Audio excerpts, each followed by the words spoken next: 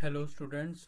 तो हम averages topic start करेंगे। ये बहुत ही ज़रूरी टॉपिक है, इससे क्वेश्चंस आते हैं ज़रूर एग्ज़ाम्स में। तो हम एवरेजेस के बारे में पढ़ेंगे, जिसे हम हिंदी में औसत कहते हैं। तो आइए एक एग्जाम्पल से समझते हैं औसत क्या होता है।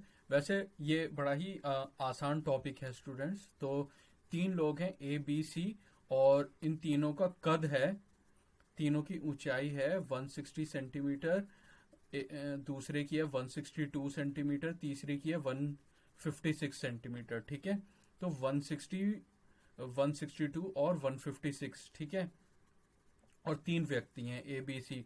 तो उनकी एवरेज हाइट निकालनी है, औसत ऊंचाई निकालनी है उनकी। तो एवरेज या औसत निकालने के लिए हमेशा क्या करना होता है, जो भी संख्या दी है, जो भी नंबर दिए हैं 160, 162, 156, इन तीनों को जोड़ना होता है और फिर डिवाइड करना होता है। कितने लोग थे, तो तीन लोग थे। तो आइए इसका औसत निकालते हैं।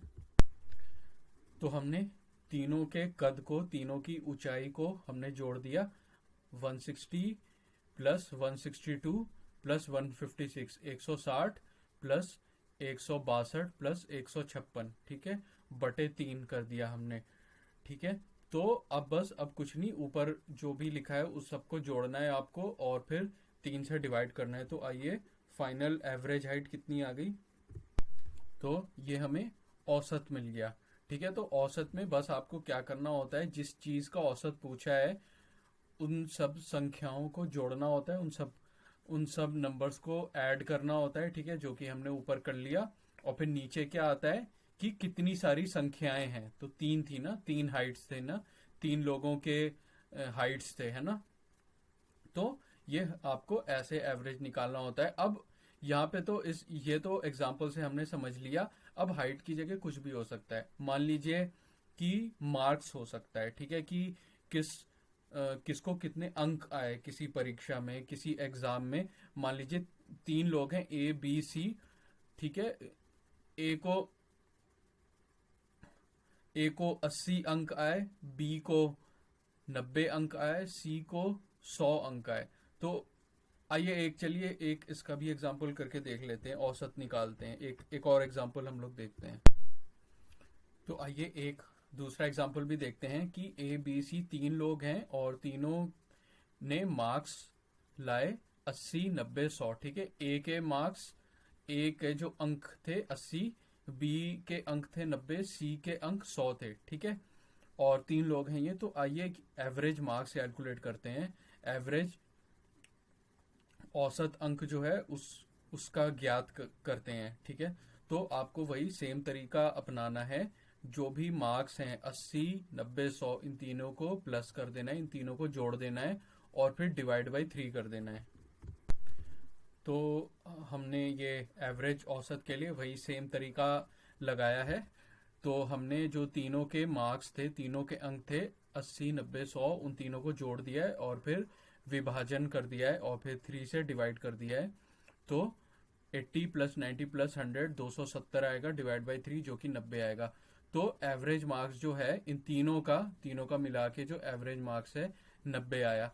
तो स्टूडेंट्स, आपको सिर्फ फॉर्मूला नहीं समझना है, आपको ये भी समझना है कि इसका मतलब क्या होता है। ये जो एवरेज आ जाता है तीनों लोगों का, तो ये एवरेज ये बताता है कि ये सेम संख्या, ये सेम जो अंक है 90, ये सेम जो मार्क्स है, ये अगर तीनों को दे देना तो भी तीनों को जोड़ के वो सेम ही आएगा, जो असलियत में तीनों को जोड़ के, तीनों की संख्याओं को जोड़ के आ रहा है।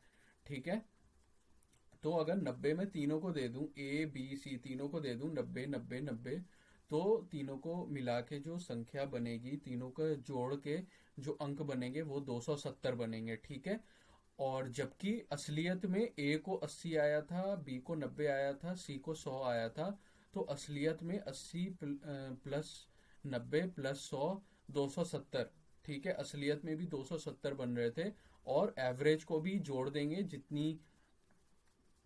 जितने लोग हैं। ठीक है, तो उसमें भी सेम ही आएगा। तो बस एवरेज हमें बस ये बताता है कि अ, कि वो सेम सेम संख्या जो सभी को दे दी जाए, तो वो सेम बिहेव करेगी, ठीक है, वो पूरे को जोड़ के वो सेम बिहेव करेगी। तो खैर ये दो एग्जाम्पल से मुझे लगता है आप समझ गए होंगे। अब आइए और आगे कुछ सवाल करते हैं। तो आइए स्टूडेंट्स ये देखते हैं कि पहले 7 होल नंबर्स का एवरेज निकालते हैं, ठीक है, पहले 7 फर्स्ट 7 होल नंबर्स, ठीक है। तो हमें मालूम है पहले के सबसे पहला होल नंबर 0 आता है, फिर 1, फिर 2, फिर 3, फिर 4, फिर 5, फिर 6, 7 हो गए ना स्टूडेंट्स, ठीक है। 7 पूछा था पहले 7 होल नंबर्स का। तो आप गिनिएगा तो 1 2 3 4 5 6 7, 7 अंक ही तो है ये, है ना। अब इसका आपको औसत निकाल देना है, तो बस इन सभी को आपको जोड़ देना है और फिर डिवाइड बाय 7 कर देना है।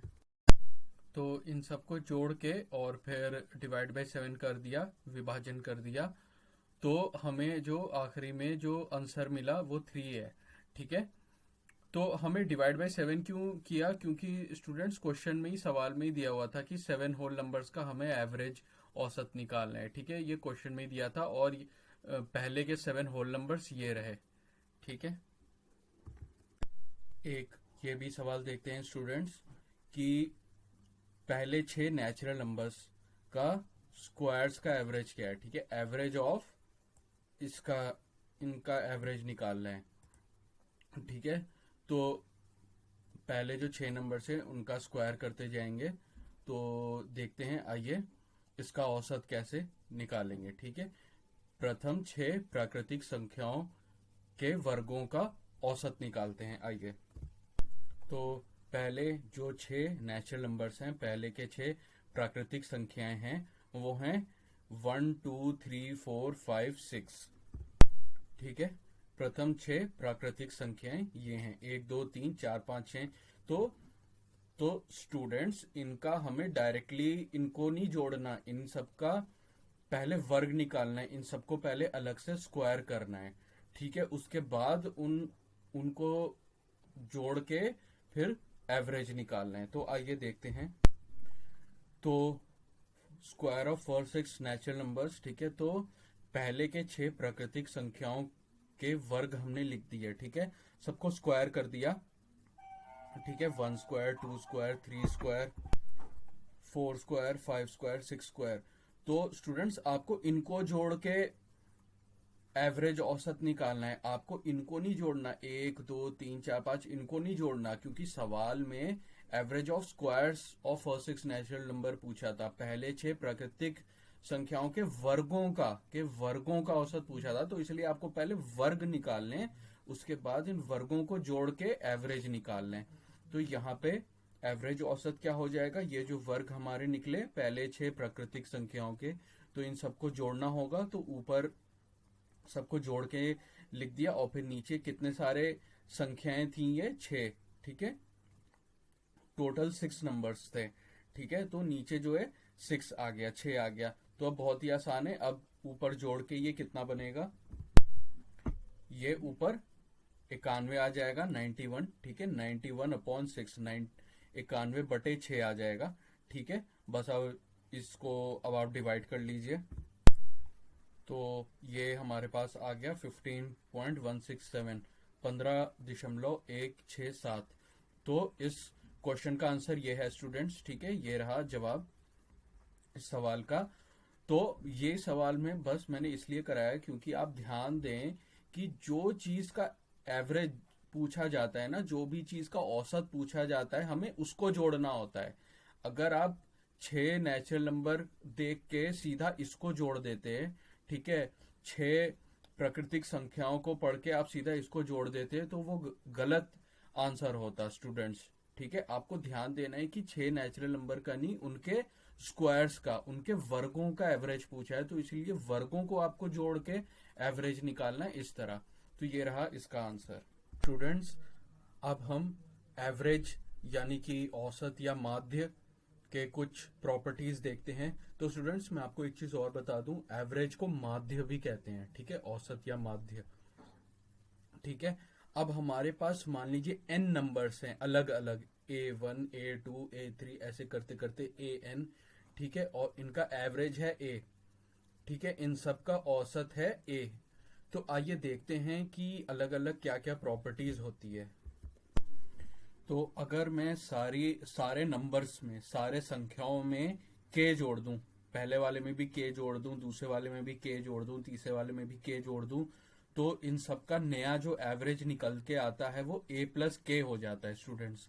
ठीक है, तो A1 A2 A3 से लेके AN तक का एवरेज औसत ए था, और फिर A1 प्लस के, A2 प्लस के, A3 प्लस के, ऐसे करते करते AN प्लस के, इसका नया औसत, नया एवरेज A प्लस के हो जाता है।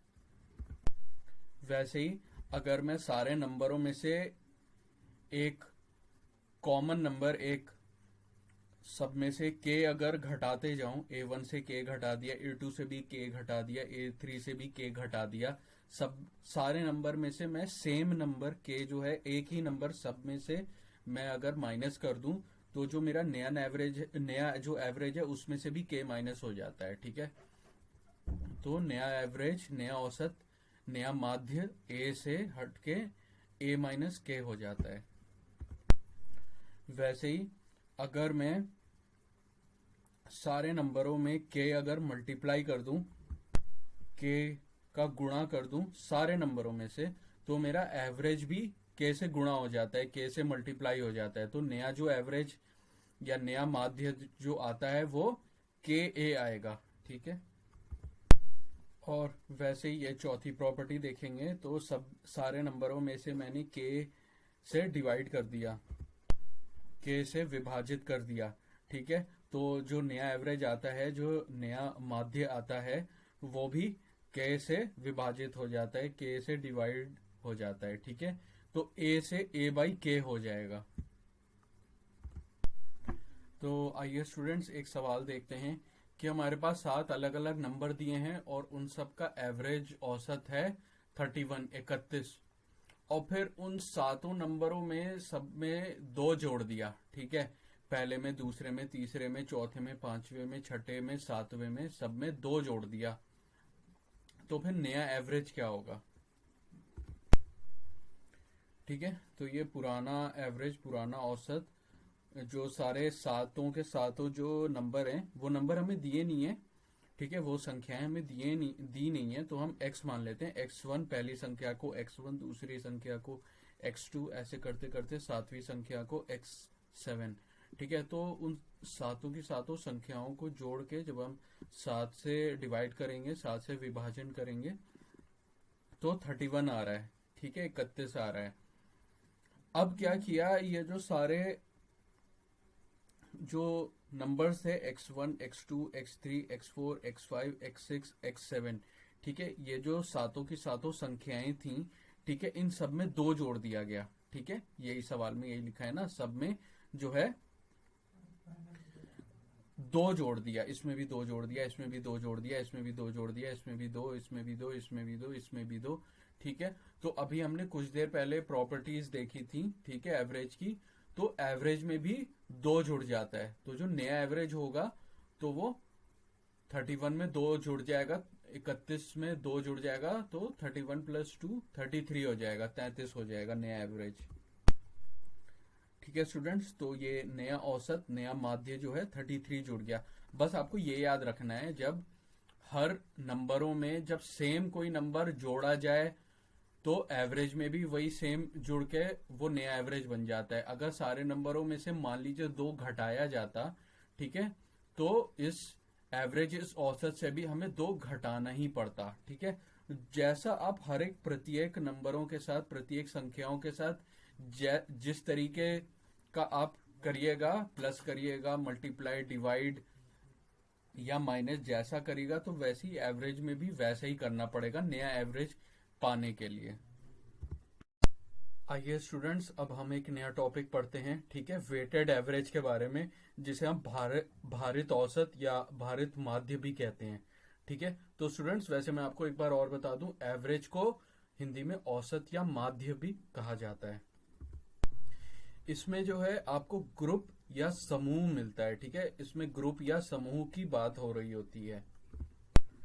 तो स्टूडेंट्स यहाँ पे हम एग्जाम्पल एक उदाहरण लेके समझेंगे तो मुझे हमेशा लगता है कि एक एग्जाम्पल या उदाहरण देके समझाने में ज़्यादा अच्छे से समझ में आता है।